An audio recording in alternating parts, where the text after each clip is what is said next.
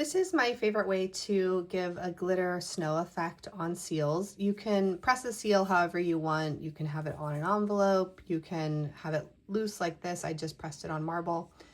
And then I have a extra fine glitter. If you go to the craft store, you can find whichever glitter you think looks the most snow-like. This one is so fine and sparkly that I really like it. And you don't need any fancy glitter. I mean, this is just your kind of standard craft glitter. And then I use a rhinestone glue that uses a UV light to cure. I'll show you why I find this to be the best. You can use any type of rhinestone glue that you want, but I do find one that is a little bit stronger works well. All I do is add the glue to the rim of the seal, getting it nice and glossy looking, like this. The reason I like working with a glue that cures with a UV light is that it works really quickly and is really strong. So I'm not needing to wait a long time for it to fully dry to know whether it worked. And I use this same glue in a lot of other compositions where I'm gluing things to the seal.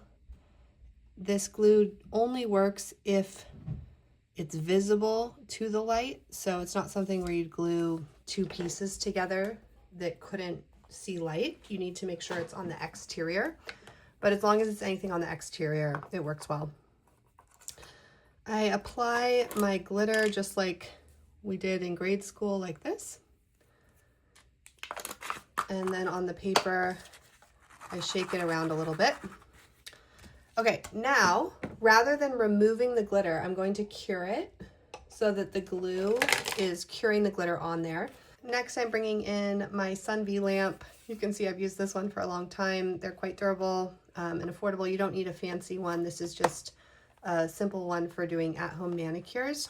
It has a 30 and a 60-second setting. I like to do the 60-second setting. Looking inside, we can see the seal there, and the light is curing it. The light will penetrate the glitter to get that glue to solidify.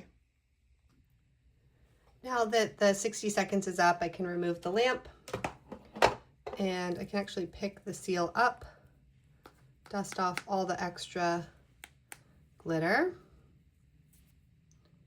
And sometimes I'll use a little brush to fully clean it.